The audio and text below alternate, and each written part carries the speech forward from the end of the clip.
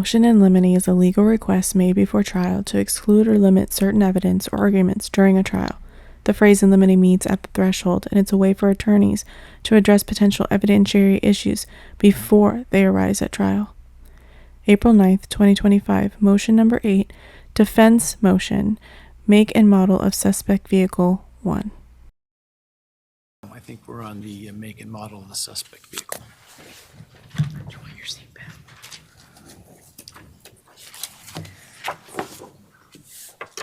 Your Honor, this is a motion where the words do matter. We're following up on that one. This seems appropriate.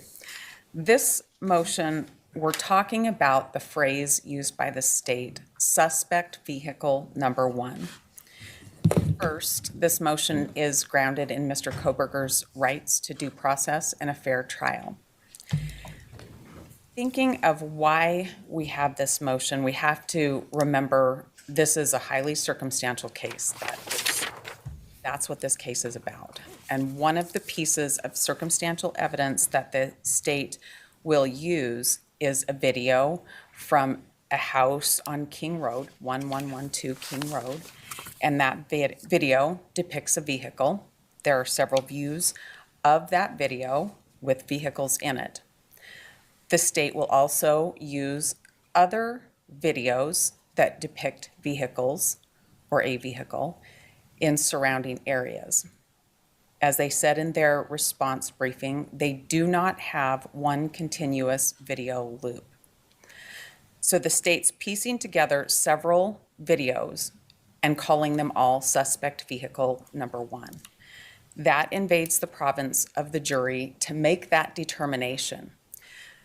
The state has Special Agent Immel, who will testify and identify a make and model of a vehicle from one of the many clips of videos that the state will use.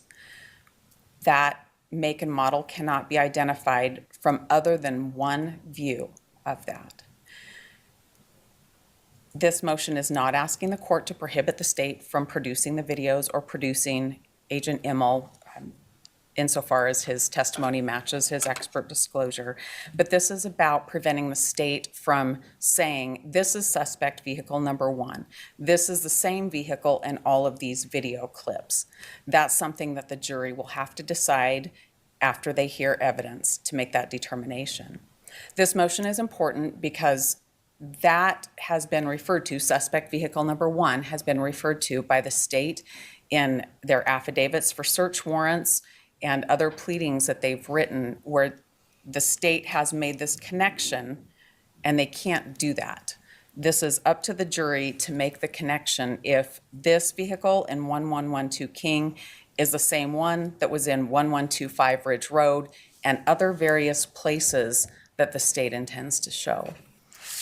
We're asking the court for an order prohibiting the state from making the reference of this as suspect vehicle 1 to state that as a fact, not to prevent them from presenting evidence in the way of video clips or expert testimony, but just to prevent them from invading the jury box when that's up to the jury to decide if that's the same vehicle, if it's a Hyundai Elantra, and if it's consistent with one that Mr. Kohberger drove at some point.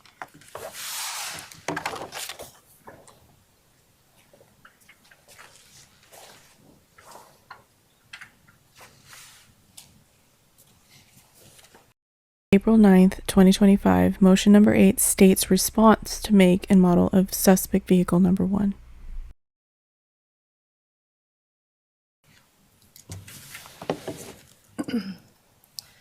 Your Honor, it is our expert opinion, who is a vehicle identification specialist, Anthony Imel. It is his opinion that the suspect vehicle, captured on various surveillance video, shares similar class characteristics to a 2014 to 2015 Hyundai Elantra. He specifically relied on certain video, while some are better views than others, but he relied on all video from 451 Paradise, 1125 Ridge Road, 1112 King Road, and all the WSU surveillance to come up to his opinion. his opinions based on logical inferences of review of the surveillance and footage, including observed traffic flow, the time of night, the direction of travel, and the camera timestamps. The jury should be allowed to hear his opinion, weigh that information with other testimony and other admitted evidence, and decide if they believe that that vehicle is a 2014-2015 white Hyundai Elantra. Of course, the defense will have the opportunity to cross-examine S.A. Imel. That's the process, and that's the process that should happen. There are no legal grounds to exclude this opinion or to limit it. Thank you. April 9th, 2025. Motion number 8, defense's rebuttal to make and model of suspect vehicle number 1. Your Honor, our request is not at this stage to limit Agent Immel's opinion that's consistent with the timely disclosed report. It's our request to have an order from the court preventing the state from referring to the vehicle as one vehicle in all of these clips. Agent Immel can talk about the clips, we can view the clips with the jury, and he'll be subject to cross-examination. The motion is wholly about. We'll say that this is the same vehicle on each of the clips, that No. his expertise. No, I think he'll testify that it could be consistent. I think he'll testify he could only identify a Hyundai Elantra from the 1125 Ridge Road video. And I think that he will agree that his original opinion was that it was a 2011 to 2013 Hyundai Elantra. And I think he'll testify that only after Mr. Kohberger was identified. Not actually factually true, as I understand it. It was expanded before the 19th. Let me back up.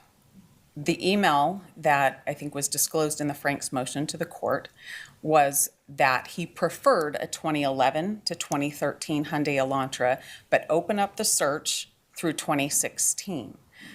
Moscow Police Department set out their Be on the Lookout flyer for a 2011 to 13 Elantra, and that's what was sought for a long time. Agent Immel in that email did say expand that year.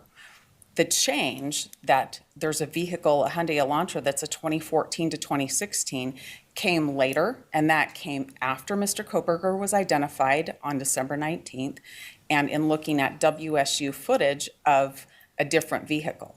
That's putting a vehicle together much later after Mr. Kohberger's been identified, not back in November of 2022 when they're trying to identify a vehicle. I don't think that's consistent with the facts, but okay. I think the facts are, in the email, it was originally, let's look at this date range, and then he said, well, you know, I'm more comfortable with an expanded, or we need to expand the range through 2015, and that was well before Mr. Kohberger was identified. Now, what BOLA went out, I don't know. I think it may have gone out in two different forms at one point, but the opinion that it could be was before that time, at least as evidenced in the emails. I agree that in that email, he said expand the search to 2016, but he was more comfortable with a certain year. Okay, so I'm trying to explain to the court where I'm coming to my request to the court. I was asked what Agent Immel would say, and I'm repeating it to the very best of my ability. The motion is not about Agent Immel's testimony.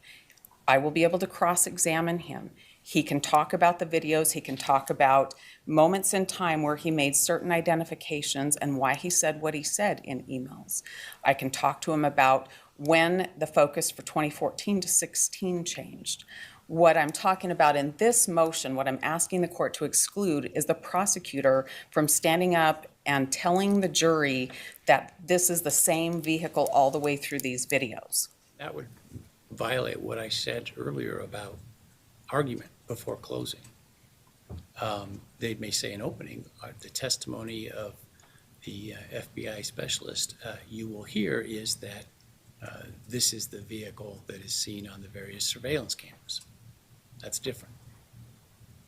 I agree. The phrasing the prosecutor has used for a long time in this case is to call the vehicle suspect vehicle 1, and so that's the purpose of the motion. This is my opportunity to ask the court for an order, and that's what I'm doing. Thank you. Right.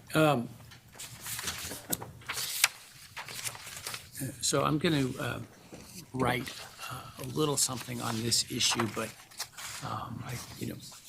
what's that? Did the state not respond? That was rebuttal, wasn't it? Okay. Yes, it was my motion. Yeah. I tracked there.